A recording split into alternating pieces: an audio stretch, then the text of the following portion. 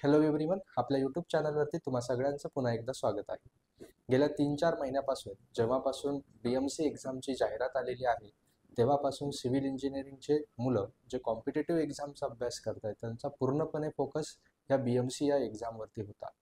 Civil इंजिनिअरिंगचे जे मुलं preparation करत आहेत, त्यांचा पेपर आता आलेला आहे. 3 मार्च रोजी यांचा पेपर होणार आहे. आता जे विद्यार्थी प्रिपरेशन करत होते, त्यांनी 3-4 महिन्यामध्ये जवळपास त्यांच्या परीने जेवढे होतील तेवढे प्रयत्न दिलेले आहेत. प्रत्येकाने नक्कीच आपले 100% देण्याचा प्रयत्न केला असेल. सगळ्या नोट्स तुम्ही रिवाईज केल्या असतील.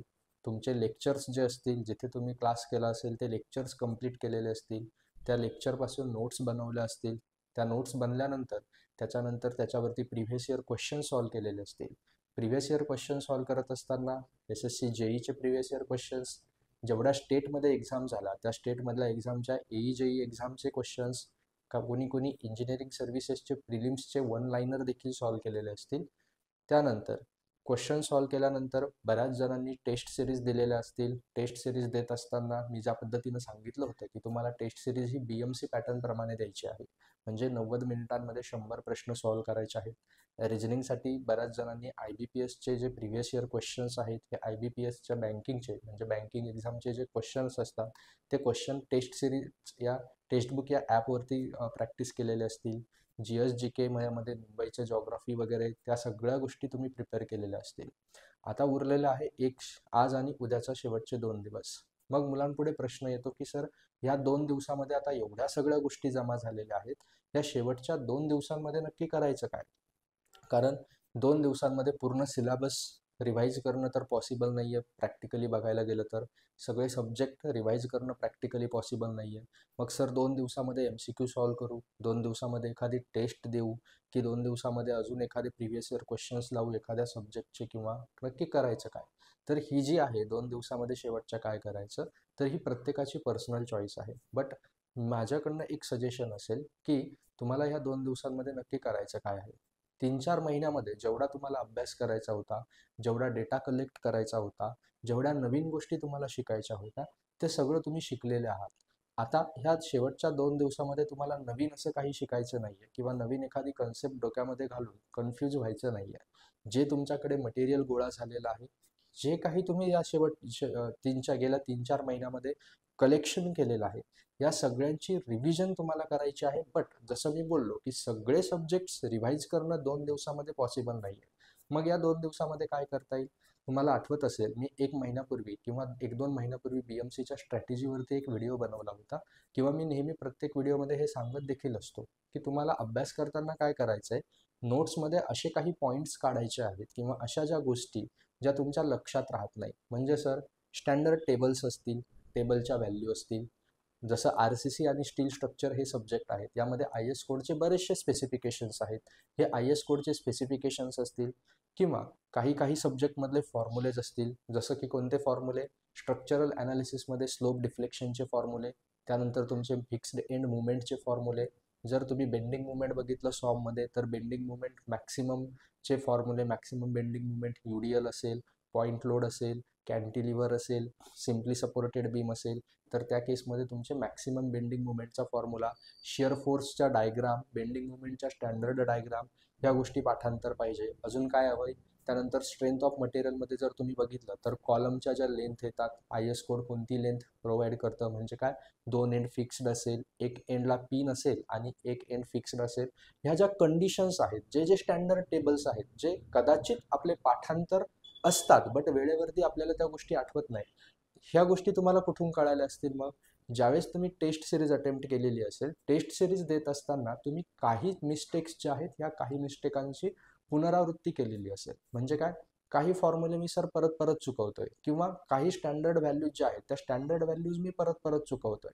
मग हे ज्यावेळेस तुम्ही अभ्यास करत होते, त्यावेळेस मी सांगितलं होतं की ह्या गोष्टींना तुम्हाला काय करायचंय, रेड पेनने मार्क करून ठेवायचंय. मग अशा गोष्टी ज्या तुम्ही रेड पेनने मार्क केलेल्या असतील तुमच्या नोट्समध्ये, 3 गोष्टी तुमच्याकडे आहेत. कोणत्या? तुमच्या नोट्समध्ये रेड पेनने मार्क केलेल्या गोष्टी नसतील, रेड पेनने मार्क केल्या तरी तुम्हाला माहिती असेल की सर ह्या गोष्टी आहेत ना, या गोष्टी मी वेळेवरती विसरतो. हे कुठून कळालं तुम्हाला? टेस्ट सिरीज देताना किंवा प्रिव्हियस इयर क्वेश्चन सॉल्व करत असताना, जिथे तुम्हाला अडचण आली. मग ह्या गोष्टी जर मी वेळेवरती विसरतो, या गोष्टींचे फॉर्म्युले जर मी वेळेवरती विसरतो किंवा मला व्हॅल्यू आठवत नाही किंवा मी जर ते रेड पेनने मार्क करून ठेवलेले आहेत असे टेबल्स, तर हे टेबल्स तुम्हाला आज आणि उद्यामध्ये पाठांतर करायचे आहेत. ठीक आहे. त्यानंतर दुसरी गोष्ट काय करायचं आहे, तुम्ही प्रिव्हियस इयर क्वेश्चन सॉल्व्ह केलेले आहेत. प्रिव्हियस इयर क्वेश्चन सॉल्व्ह करत असताना तुम्हाला असे क्वेश्चन्स 100% मिळाले असतील ज्या क्वेश्चनशी रिलेटेड कुठल्याही प्रकारचा डेटा हा तुमच्या नोट्समध्ये नाहीये, जो तुम्ही पाठांतर केलेला नाहीये. आता प्रिव्हियस इयर क्वेश्चन सॉल्व्ह करत असताना किंवा टेस्ट सिरीज देत असताना जे आपले क्वेश्चन्स चुकतात, हे क्वेश्चन चुकण्यामागचं कारण काय? क्वेश्चन चुकण्यामागे 2 कारणं असतात. कोणते 2 कारणं? पहिलं कारण, एक तर ती गोष्ट आपल्या नोट्समध्ये नसतेच, ती गोष्ट तुम्हाला मार्क करून ठेवायची असते नेहमी. त्या असे क्वेश्चन जे तुमच्या नोट्समध्ये नाहीये, जे तुम्ही हायलाईट करून ठेवलेले आहेत किंवा तो डेटा नोट्समध्ये ऍड केलेला आहे, तो डेटा तुम्हाला आज आणि उद्या रिवाइज करायचा आहे. दुसरी गोष्ट क्वेश्चन चुकण्याचं कारण काय, की तुम्हाला वेळेवरती आठवलं नाही. म्हणजे नोट्समध्ये होतं बट रिव्हिजन नसल्यामुळे ती गोष्ट आठवली नाही.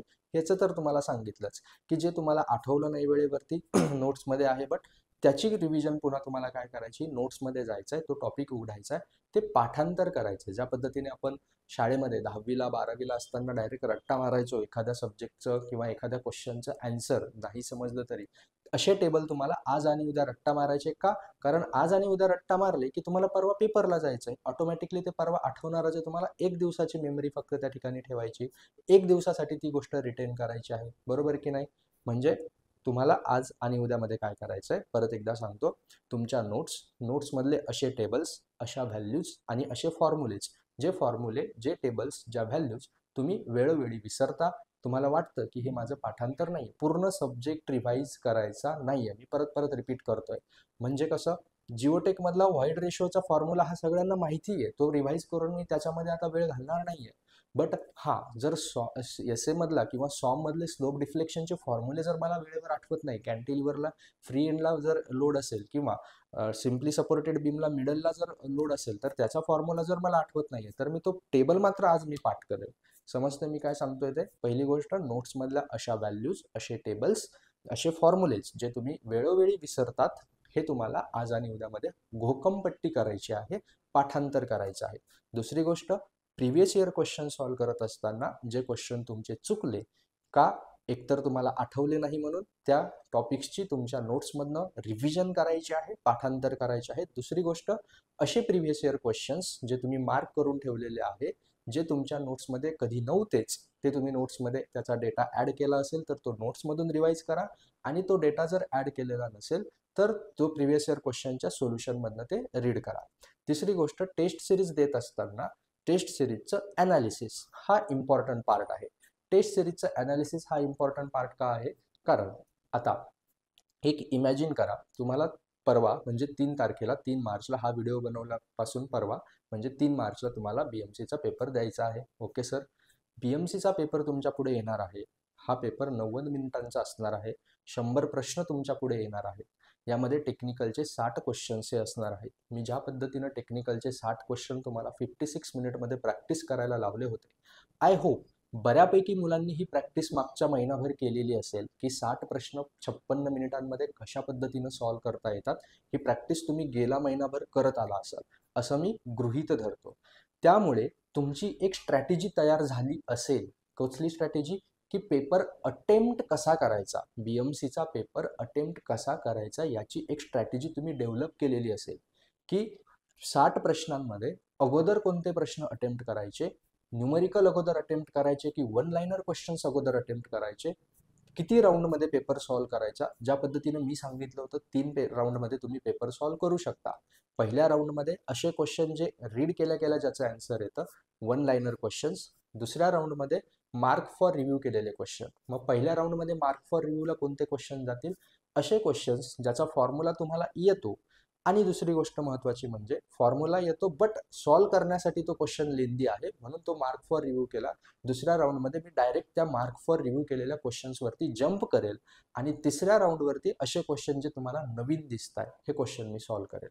हे झालं तुमचं पेपरचं की स्ट्रॅटेजी, की मी पेपर अटेम्प्ट कसा करणार आहे. कारण BMCच्या पेपरमध्ये टाइम मॅनेजमेंट ही खूप महत्त्वाची गोष्ट आहे. जो टाइम मॅनेजमेंटमध्ये जिंकला त्याचाच पेपर BMCचा बेस्ट जाणार आहे.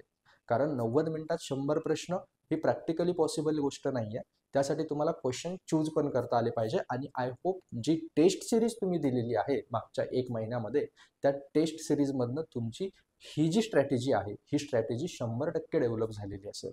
सो टेस्ट सिरीजचं ॲनालिसिस खूप महत्त्वाचं आहे. टेस्ट सिरीज एकदा डोळ्याखालून घाला, 2-3 फुल लेंथ टेस्ट सिरीज तुम्ही ज्या दिल्या आहेत त्याच डोळ्याखालून घाला की कोणत्या न्यूमेरिकल्सवरती मी जास्त वेळ स्पेंड केलेला आहे, रिझनिंग सॉल्व करताना कोणत्या क्वेश्चनवरती माझा टाईम जास्त वाया गेला, हा क्वेश्चन ऐवजी मी जर हा केला असता तर नक्की माझं प्रोडक्टिव्हिटी वाढली असती. ह्या गोष्टी तुमच्या लक्षात येतील. म्हणून टेस्ट सिरीजचं ॲनालिसिस तुम्हाला ह्या 2 दिवसामध्ये सगळ्या नाही बट 2 ते 3 टेस्टचं ॲनालिसिस तुम्हाला ह्या 2 दिवसामध्ये करायचं आहे.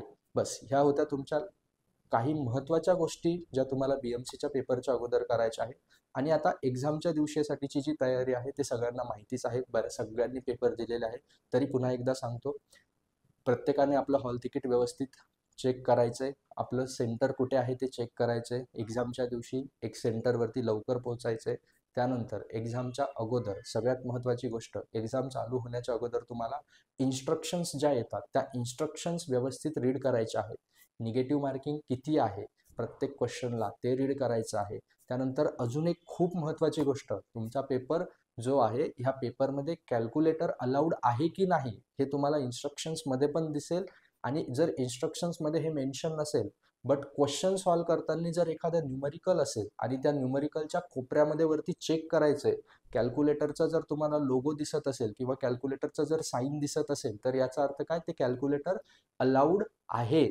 याचा अर्थ काय का हे मी सांगतोय, कारण मी ज्यावेळेस मागच्या वेळेस कॅल्क्युलेटरचा व्हिडिओ बनवला त्यावेळेस बरेच जण कमेंटमध्ये म्हणत होते इलेक्ट्रिकल आणि मेकॅनिकलचे की आम्ही पेपर दिला, कॅल्क्युलेटर नव्हतंच, तुम्ही काही पण सांगताय. बट तुम्हाला हे चेक करायचं आहे. कॅल्क्युलेटर प्रत्येक वेळेस ते नसणार आहे. फिजिकल तर नाहीच अलाउड, बट जे डिजिटल कॅल्क्युलेटर आहे, व्हर्च्युअल कॅल्क्युलेटर ज्याला म्हणतात, ते तुम्हाला कोपऱ्यामध्ये साईन दिसतं. ज्या न्यूमेरिकलला कॅल्क्युलेटर अलाउड आहे तिथे कोपऱ्यात साईन दिसेल, त्यावरती क्लिक केलं तर ते कॅल्क्युलेटर ओपन होतं. ते ऑटोमॅटिकली ओपन नसतं. हे एक चेक करायचं आहे. निगेटिव्ह मार्किंग चेक करा, कॅल्क्युलेटर चेक करा, तुमचं ओळखपत्र घेऊन जा तुम्ही. आणि एक गोष्ट लक्षात ठेवायची, आपण 3-4 महिन्यामध्ये खूप अभ्यास केला आहे, सगळे सब्जेक्ट रिव्हाइज केले, त्यामुळे दडपण घ्यायचं नाही आहे.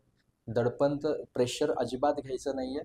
जो अभ्यास केला आहे त्याच्यामधनंच क्वेश्चन्स येतील हे पॉझिटिव्ह माइंडसेट ठेवून पेपरला जायचं आहे.